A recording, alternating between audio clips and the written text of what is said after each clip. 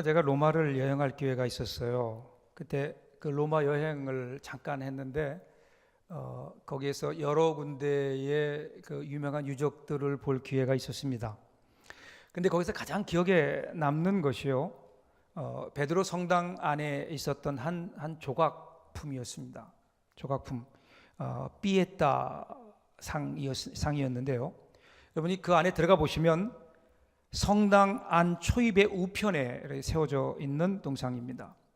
십자가에서 처형당한 아들 예수를 오른팔로는 머리로 안고 왼팔로는 다리를 감은 채 그 몸체를 그 무릎 위에 놓고, 자기 무릎 위에 놓고 처절하게 죽은 아들의 얼굴을 슬픈 얼굴로 내려다보고 있는 마리아의 그 모습을 조각한 거죠. 그리고 이 작품의 이름을 피에타, 이렇게 이름 붙였습니다. 이 피에타라고 하는 말은 라틴어에서 왔는데요, 그 의미 중에 경건이라고 하는 의미가 있습니다. 경건. 그래서 영어의 믿음이라고 하는, 경건이라는 파이어티라고 하는 단어가 바로 여기서 나오죠. 그리고 또 하나 더 중요한 의미가 있는데요, 이 피에타라고 하는 말의 의미 중에 하나는 효성스러운 행동, 즉 효도라는 뜻을 가지고 있습니다. 이 작품을 만들었던, 조각했던 미켈란젤로가 왜 이런 이름을 붙였을까? 왜 여기다 피에타라고 하는 이름을 붙였을까? 지금 이게 효도의 상황이 아니거든요. 여러분 생각해 보세요. 아들이 어머니보다 먼저 세상을 떠났어요. 먼저 죽었어요. 부모보다 먼저 죽은 자식은 불효자입니다. 분명히 불효자입니다. 그럼에도 불구하고 왜 효도라는 이름을 붙였을까? 미켈란젤로가 조각한 것은 죽은 아들을 부여잡고 그의 품에 안고 있는 어머니 마리아의 모습입니다. 그리고 이것이 효도라는 겁니다. 진정한 효도가 무엇인가? 그것은 부모님을 위하여 무엇을 할 것인가? 부모님을 위하여 내가 어떤 효도를 할 것인가? 그 이전에 부모의 품에, 어머니의 품에 안겨 있는 것, 부모님의 가슴에 있는 것, 부모님의 심정을 아는 것, 여러분 이것이 효도라는 것을 표현하고 싶었던 것은 아닐까, 그런 생각이 들었어요. 우리 신앙도 마찬가지입니다. 신앙이 뭘까요? 하나님을 위해 내가 무언가 어떤 것을 하고 하나님을 위해 어떤 봉사를 하는 것 이전에 하나님의 품에 안기는 것이 아닐까, 하나님의 가슴을 이해하는 것이 아닐까. 그래서 아마도 미켈란젤로가 이 조각의 이름을 피에타라고 이름을 지었던 것 같습니다. 어머니의 품에 안기는 것, 그리고 하나님의 품에 안기는 것, 그것이 효도고 그것이 경건이라는 거죠. 오늘 우리가 읽은 말씀이 소위 탕자의 비유입니다. 탕자의 비유. 청년 중에 하나가 그러더라고요. 목사님 돌탕이요. 그래서 돌탕이 뭐냐 그랬더니 돌아온 탕자의 준말이 돌탕이래요. 우리가 잘 알고 있는 이야기죠. 그런데 여러분, 이 비유가 그냥 뜬금없이 나온 이야기가 아니라 예수님이 이 비유의 말씀을 주셨을 때는 거기에는 이유가 있어요. 배경이 있죠. 그래서 오늘 본문이 시작되는 누가복음 15장의 처음 부분이죠. 1절, 2절로 가보면 이렇게 시작됩니다. 모든 세리와 죄인들이 말씀을 들으러 가까이 나오니 바리새인과 서기관들이 수군거려 이르되 이 사람이 죄인을 영접하고 음식을 같이 먹는다 하더라. 자, 예수님 앞에 두 종류의 사람이 나와요. 먼저 세리와 죄인들이 예수님 말씀을 듣기 위해 예수님께 가까이 옵니다. 그리고 예수님께서는 그렇게 가까이 나오는 세리와 죄인들을 맞아주시고 그들과 함께 먹고 마시고 교제를 나누셨습니다. 자, 그런데 여기에 또 다른 부류의 사람들이 등장합니다. 바로 바리새인과 서기관들입니다. 이들이 이것을 보면서 예수님을 못마땅해 합니다. 화를 냅니다. 왜냐하면 그 당시에 세리와 죄인들은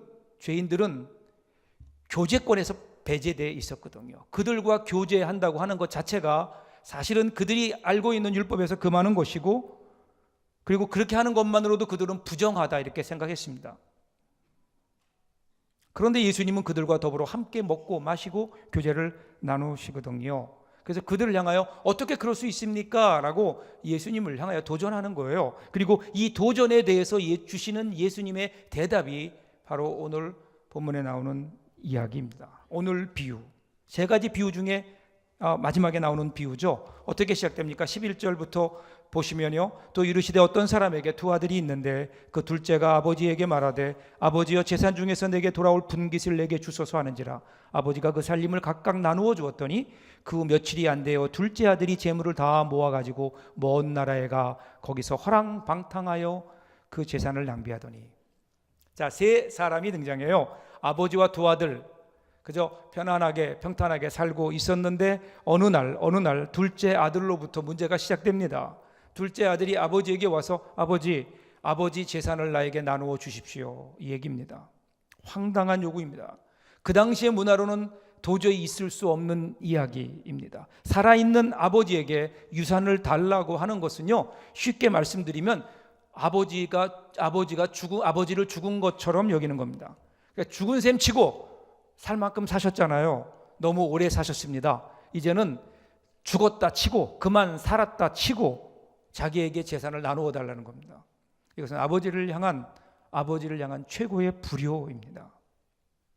물론 그 전에 그 당시의 문화를 보면은요, 아버지의 재산을 아들들에게 죽기 전에 나누어 줄 수도 있어요. 그런데 그런 경우도 하더라도 소유권은 아들에게 넘겨주지만 처분권은 여전히 아버지가 가지고 있습니다.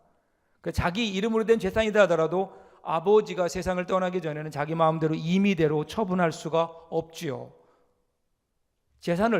아버지가 살아계실 때 재산을 자기가 받으면 그러면 아버지를 봉양해야 될 의무도 있는 겁니다. 그런데 이 아들 보세요. 유산을 받고 얼마 안 되어서 자기 마음대로 처분해버리고 먼 나라로 가버립니다. 그러니까 더 이상 아들됨을 포기한 겁니다. 더 이상 나는 당신의 아들이 아닙니다. 아들됨을 포기한 겁니다. 그리고 탕자가 되어버립니다. 탕자가 되어버리는, 그렇게 떠납니다. 근데 그 다음에 일어나는 일들을 우리들이 잘 알잖아요. 여러분, 이게 잘 될 리가 없죠. 여러분, 이런 때는요, 망하는 것이 복입니다. 죄의 자리에서 죄를 지으면서도 여전히 잘 먹고 잘 산다, 절대로 복이 아니죠. 이것은 저주 중에 저주입니다. 만일에 이 아들이 나가서 사업이 잘 되고 번창하고 잘 살았다, 그러면 그는 더 이상 그 아버지에게는 죽은 아들이었을 겁니다. 근데 그가 망해요. 망하니까 뭐가 보여요? 아버지가 보여요. 자기 아버지가 그제서야 보이기 시작한 겁니다. 다시 아들로 돌아옵니다. 그래서 다시 아버지께로 돌아와요. 20절 보세요. 이에 일어나서 아버지께로 돌아가니라. 아직도 거리가 먼데 아버지가 그를 보고 측은히 여겨 달려가 목을 안고 입을 맞추니. 자, 생각만이 아니에요. 정말 돌아왔어요. 돌아가는 이 아들의 마음이 어땠을까요? 아버지가 과연 내가 가면 나를 맞아주실까? 나를 아들로 인정해 주실까? 그런 마음으로 이제 마을 입구로 들어서는데, 근데 이게 웬일입니까? 멀리서 한 사람이 달려오고 있는 겁니다. 달려오고 있는 거예요. 아직도 거리가 먼데 아들이 들어오는 그 모습을 보고 그것만 바라보고 있던 아버지가 뛰어오는 겁니다. 아들이 동네에 들어서기 전에 가장 먼저 뛰어와서 그 아들을 온몸으로 감싸 안습니다. 왜 아버지가 이렇게 급하게 뛰어왔을까요? 물론 반가운 마음도 있었을 겁니다. 그런데 그것보다 더 큰 의미가 있어요. 만일에 이 아들이 마을에 들어섰다가 다른 마을 사람들이 먼저 발견하면 그러면 그는 페류나입니다. 아버지를 버린 페류나입니다. 율법을 어겼습니다. 그래서 그는 돌에 맞을 수도 있는 위험한 상황이거든요. 아들이 위험해질 수 있거든요. 그러니까 아들이 눈에 보이자마자 이 아버지는 전속력으로 뛰어와서 가장 먼저 그 아들을 온몸으로 감싸 안는 거예요.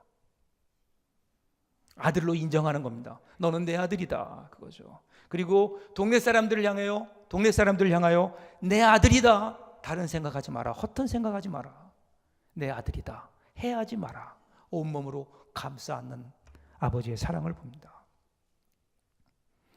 여러분, 중요한 것은요, 이 아버지가 기다리고 있었다는 겁니다. 근데 언제부터 기다렸을까? 언제부터였을까요?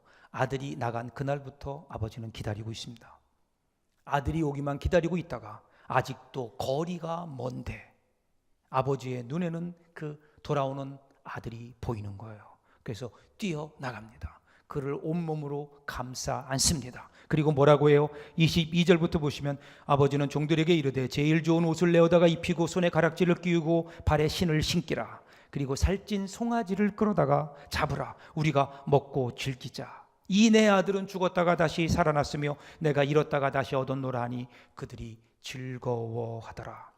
그러니까 아버지는요, 이 아들을 묻지도 않고 따지지도 않고 그냥 안아주는 겁니다. 달려와서 먼저 품으로 안는 거예요. 이 아버지의 사랑 앞에 이 아들이 무너집니다. 그 이전에는요, 이 아들은 아버지와 함께 있었지만 사실은 아들이 아니었어요. 진정한 아들이 아니었어요. 그런데 이 아버지의 사랑 앞에 그는 아버지가 무엇인지, 아버지의 마음이 어떤 건지, 아버지의 사랑이 어떤 건지를 경험하는 겁니다. 경험하는 겁니다.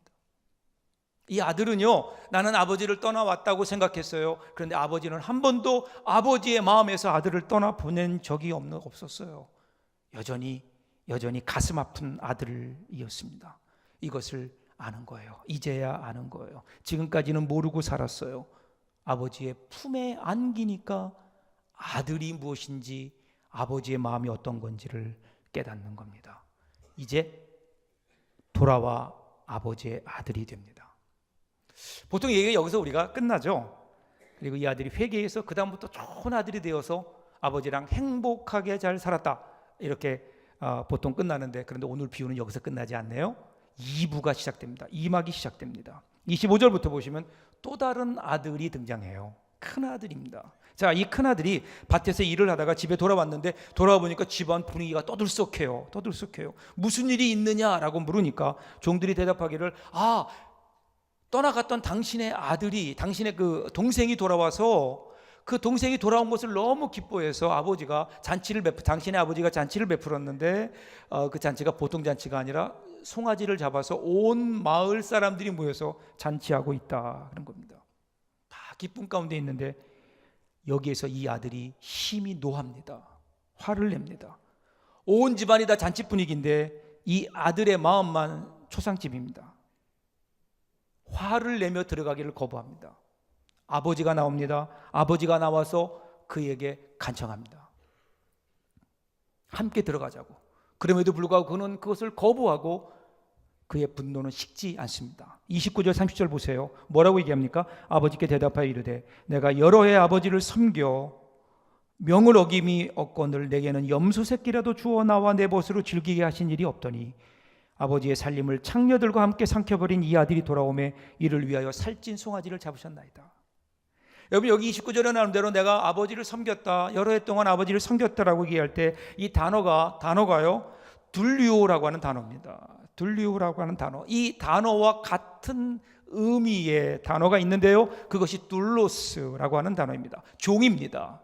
명사로 종이고 동사로 볼 때는 종으로 섬기다라는 뜻입니다. 그러니까 이 아들은요, 큰 아들은 아버지 곁에서 열심히 아버지의 말을 듣고 아버지의 좋은 모범생인 것처럼 그렇게 살았지만, 그런데 사실은 그 내용을 보면요, 자기가 원하는 것을 얻어내기 위한 종으로 살아왔던 겁니다. 그러니까 아들이 아니에요. 종으로 살아왔어요.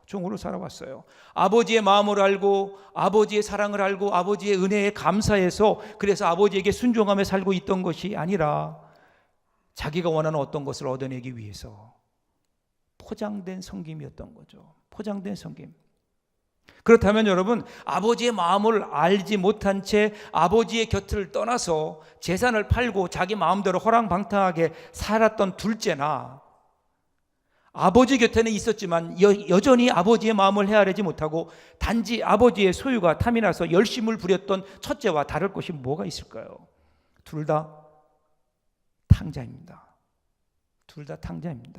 오히려 저는 둘째가 더 훨씬 나은 것 같아요. 둘째는 뭐라 그래요? 아버지, 저는 아버지의 종으로 살아도 아무 말할 것이 없는 그러한 철없는 자식입니다 라고 돌아왔는데, 첫째는 아버지, 저는 아버지의 큰아들입니다, 자신의 의와 권리를 주장하지만 사실은 종처럼 살고 있어요. 자, 여러분 한번 생각해 보세요. 종 같은 아들과 아들 같은 종, 누가 더 나쁠까요? 종 같은 아들, 아들 같은 종. 그리고 이 큰아들의 말을 더 들어보세요. 동생을 뭐라고 부르고 있죠? 아버지의 살림을 창녀들과 함께 삼켜버린 이 아들, this son of yours, 이렇게 얘기해요. 그러니까 자기 동생을 자기 동생이라고 얘기하지 않고 아버지의 아들, 당신의 아들이라고 얘기합니다. 그러니까 동생과의 관계를 부인하는 거예요. 동생과의 관계를 부인한다는 얘기는 아버지와의 관계에도 부인하는 겁니다. 불효 중에 불효입니다. 집을 떠나지는 않았지만 여전히 그 아버지 됨을, 아버지의 관계까지도 부인하는, 한 번도 아버지와 같이 있었지만 아버지의 깊은 마음을 헤아려 보지 못한, 떠나간 동생을 오기만을 기다리며 먼 동구 밖에서 고추발로 서 계셨던 아버지의 마음을 한 번도 읽은 적이 없는 집안의 탕자입니다. 집안의 탕자. 이 아들을 향해 아버지가 뭐라고 말씀하시나요? 아버지 31절 보면 아버지가 이르되 예 너는 항상 나와 함께 있으니 내 것이 다 내 것이로되, 이렇게 얘기합니다. 야, 내가 너와 항상 함께 있지 않느냐? 그렇죠? 너와 함께 있었는데 이것이 너에게는 부족하냐? 그거예요. 내가 너의 아버지로 너와 함께 있어 왔는데 이것만으로는 부족하겠느냐? 부족하겠느냐? 그거예요. 자, 여러분, 여기서 아버지가 하는 얘기 중에 재미있는 두 표현들이 있죠. 하나는 항상 너와 함께 있으니 라고 하는 거예요. 내가 너와 항상 함께 있었다.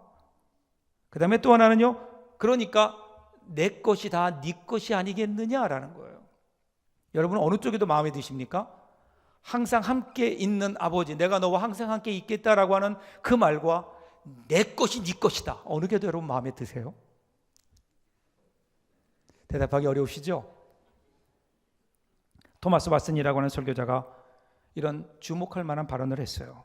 하나님이 우리 성도들을 인도하실 때 하나님이 가장 먼저 인도하시는 곳은 하나님 자신이다, 하나님의 품이라는 겁니다. 잘 들어보세요. 하나님이 우리를 인도하실 때 제일 먼저 어디로 인도하신다고요? 하나님 자신에게로, 하나님 품으로, 하나님 품으로. 우리를 품에 안으세요. 믿음의 시작은 하나님이 우리를 품에 안으시는 거예요.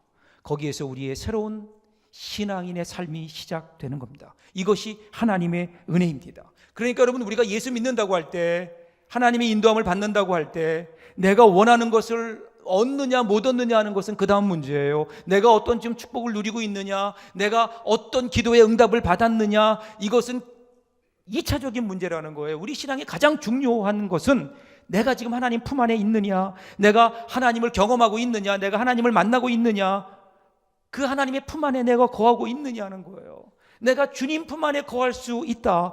역사를 창조하신 하나님, 인류의 소망이신 그분과 함께 있고 그분과 교제하고 있고 그분의 품 안에 내가 거하고 있는가, 주님이 나와 함께 하시는가. 여러분, 이것보다 더 큰 복, 더 귀한 복이 우리에게 어디에 있을까요? 함께. 그런데 우리가 이 복을 너무 쉽게 잊어버려요. 오늘 이 큰아들도 그랬던 것 같아요. 아버지와 항상 같이 있었어요. 같이 있는 게 별 의미가 없는 거예요. 너무 당연한 것이라고, 너무나 당연한 것이라고. 여러분, 우리의 문제는 너무나 귀한 것을 너무나 당연하게 받아들인다는 데 있어요. 그러니까 감사가 없죠. 감사가 없어요. 여러분, 부부가 함께 있는 것 얼마나 귀한지 아세요?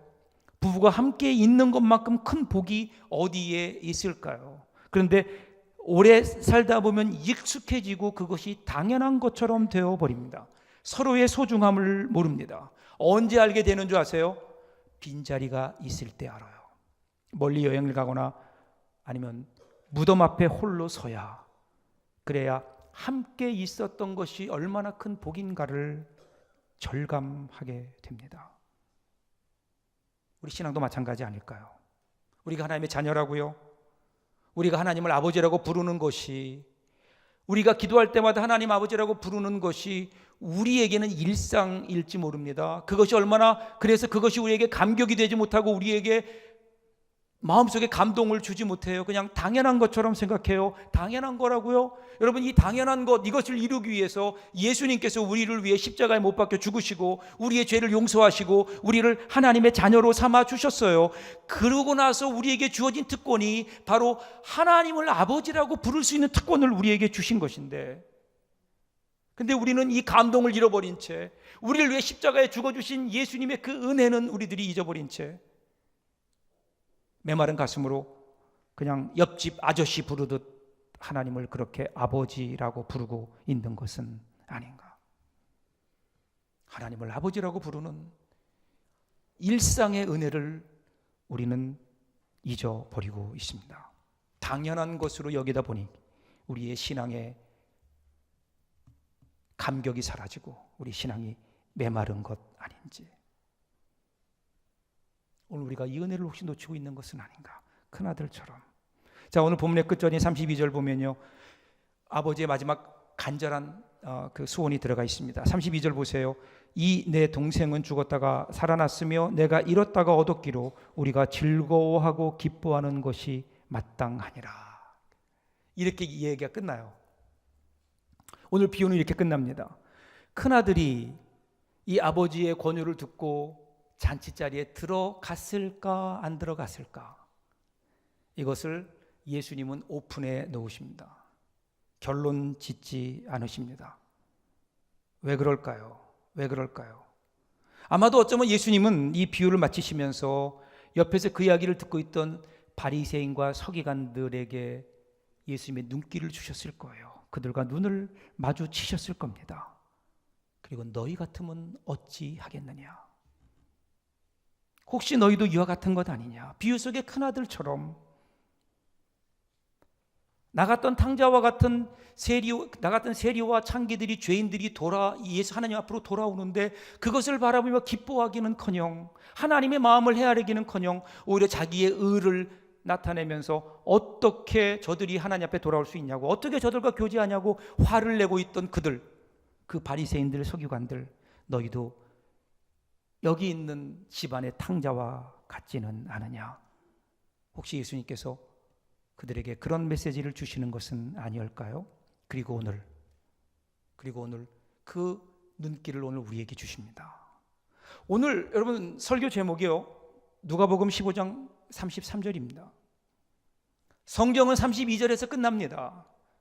그런데 그 다음 33절은요, 우리를 위하여 우리 주님께서 블랭크로 남겨두셨어요.